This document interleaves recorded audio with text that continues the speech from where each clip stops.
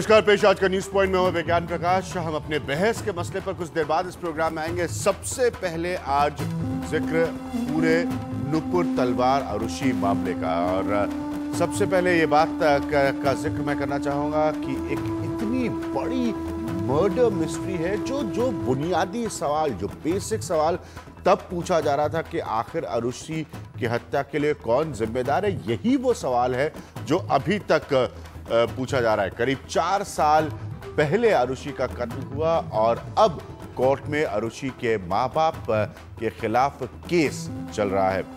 गाजियाबाद की कोर्ट ने आरुषि की मां नुपुर तलवार को जमानत देने से इनकार कर दिया। कोर्ट ने कहा कि पहली नजर में नुपुर डबल मर्डर केस की आरोपी लगती है, वो पीड़ित नहीं है। अदालत ने यह भी कहा कि अगर नुपुर को जमानत मिल गई तो वो सबूतों के साथ छेड़छाड़ कर सकती हैं।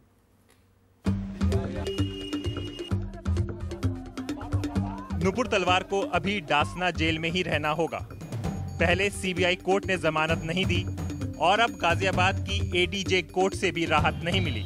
जो तथ्य नुपुर तलवार की तरफ से बेल एप्लीकेशन पर बताए गए हैं, सीबीआई की तरफ से बताए गए हैं और हमारी तरफ से बताए गए हैं, उन सभी पर माननीय न्यायाधीश महोदय को विचार करना है। नुपुर को जमानत देने से इनकार करते हुए एडीजे कोर्ट ने पहली नजर में नुपुर को दोहरे हत्याकांड का आरोपी माना। कोर्ट ने यह भी माना कि नुपुर ने अपनी बेटी आरुषि और नौकर हेमराज की हत्या के बाद सबूत मिटाने का काम किया। अदालत ने यह भी कहा कि जमानत मिलने पर वो सबूतों से छेड़खानी कर सकती हैं। साथ ही कोर्ट ने यह भी आशंका जताई कि जमानत मिलने पर नुपुर भाग सकती हैं। He is not entitled for bail, क्योंकि उसका कंडक्ट ये रहा है कि वो ट्रायल कोर्ट में कभी पेश नहीं हुई। सुप्रीम कोर्ट की डायरेक्शंस के बाद ही वो ट्रायल कोर्ट में आई। सेशंस कोर्ट ने माना कि नुपुर तलवार को अगर बेल दी जाती है तो वो कानूनी प्रक्रिया का पालन नहीं करेंगी और साथ में सबूतों के साथ छेड़छाड़ भी कर सकती हैं। उस कानूनी प्रक्रिया का पालन नहीं करेंगी जिसे सुप्रीम कोर्ट ने उन्हें करने को कहा है, लिहाजा उन्हें जमानत नहीं दी जा सकती। कल से सुनवाई होनी है, यानी साफ है कि नुपुर को फिलहाल जेल से ही सीबीआई कोर्ट में पेशी के लिए आना होगा। जेल के अंदर बैठी नुपुर तलवार और जेल के बाहर मौजूद उनके परिवार को ये उम्मीद थी कि नुपुर तलवार मंगलवार को जेल से बाहर आ जाएंगी, लेकिन कोर्ट का फैसला न आने से नुपुर तलवार की ये उम्मीद भी टूट गई और उनकी मुश्किलें खत्म होने का नाम नहीं ले रही हैं।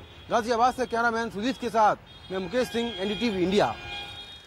4 साल पुराने इस मामले का इंसाफ अभी बाकी है, लेकिन इसमें कोई शक नहीं है कि यह हमारे समय की सबसे बड़ी मर्डर मिस्ट्री के तौर पर सामने आती जा रही है। लगातार जो कॉन्फ्लिक्ट्स है ओपिनियन के, वो बहुत ज्यादा इस मामले में सामने आते हैं। पुलिस से लेकर सीबीआई तक ने इसकी जांच की है। 16 मई 2008 की रात आरुषि अपने कमरे में मारी गई। सुबह डॉक्टर माँ बाप राजेश और नुपुर तलवार ने इस कत्ल के लिए नौकर हेमराज को जिम्मेदार ठहराया। पुलिस भी हेमराज की तलाश में लग गई, लेकिन 17 मई को आरुषि के घर की छत पर हेमराज की लाश बरामद हुई तो पूरी कहानी बदल गई। मगर तब तक देर हो चुकी थी। इन 24 घंटों में कातिलों ने सारे अहम सबूत मिटा दिए थे।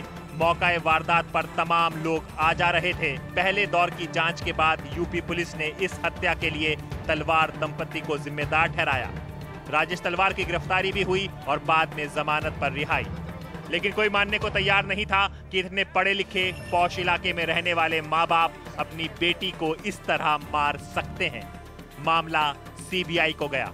उसने एक कंपाउंडर कृष्णा और 2 नौकरों विजय मंडल और राजकुमार को गिरफ्तार भी किया, लेकिन शक की सुई माँ बाप पर लौटती रही, भले ही उनके खिलाफ ठोस सबूत नहीं मिल रहे थे। आखिरकार सीबीआई ने क्लोजर रिपोर्ट दे दी। अदालत ने इसी बिना पर सीबीआई को एफआईआर दर्ज करने को कहा। तलवार दंपति ने मुकदमे से बचने की बहुत कोशिश की, लेकिन सब कुछ नाकाम रहा और 2 दिन पहले नुपुर तलवार को भी जेल जाना पड़ा।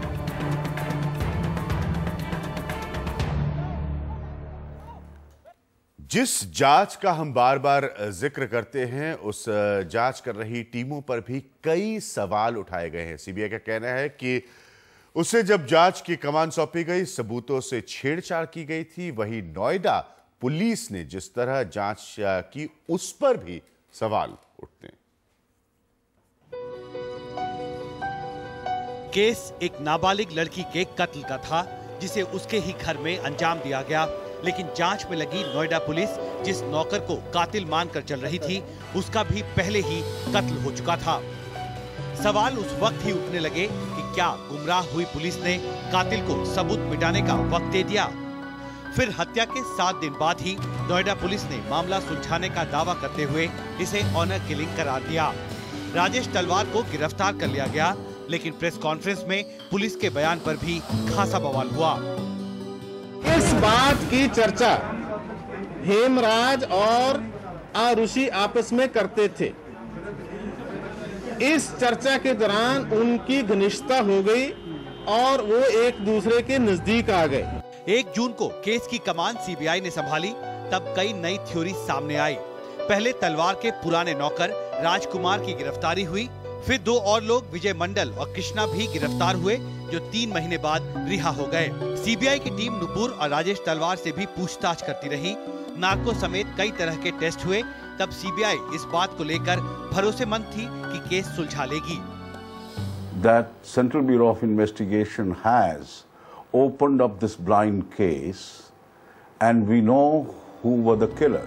इन दावों के बीच गिरफ्तारियां भी होती रहीं, लेकिन दिसंबर 2010 में सीबीआई ने अपने हाथ खड़े कर लिए और आरुषि हेमराज हत्या के 2.5 साल बाद केस की क्लोजर रिपोर्ट दाखिल कर दी। दलील थी ऐसा कोई सबूत नहीं मिला जिसकी बदौलत किसी नतीजे पर पहुंचा जा सके। हालांकि ये भी दावा किया गया कि राजेश तलवार के खिलाफ पुख्ता सबूत नहीं होने की वजह से चार्जशीट नहीं हुई। जांच में तीनों नौकर बेगुनाह साबित निकले। मौकाए वारदात पर सबूतों और आरुषि के शव के साथ छेड़छाड़ की गई। कत्ल की रात घर में सिर्फ तलवार दंपति आरुषि और हेमराज मौजूद थे। घर में कोई बाहरी आदमी नहीं आया और साइंटिफिक टेस्ट में तलवार दंपति को क्लीन चिट नहीं मिली। हालांकि गाजियाबाद कोर्ट में सीबीआई के स्पेशल मजिस्ट्रेट ने क्लोजर रिपोर्ट का संज्ञान लेते हुए राजेश और नुपुर तलवार को हत्या और सबूत मिटाने का आरोपी मानते हुए उनके खिलाफ मामला चलाने का आदेश दे दिया। आखिर क्यों आरुषि हेमराज भारत की हाल ही के दिनों में सबसे बड़ी मर्डर मिस्ट्री कहलाती रही? इस मामले में जांच बदली, जांच के पहलू बदले, जांच की निष्कर्ष बदली और यहां तक कि जांच एजेंसियां भी बदली। अब शुक्रवार से इस मामले पर ट्रायल शुरू होने वाला है। एक नई शुरुआत उस मामले में जिसको जांच एजेंसी ने खुद कहा था कि इसके निष्कर्ष लाने में वो नाकाम रही है। नई दिल्ली से Rajat Ken, NDTV India. Do you have the NDTV Profit app?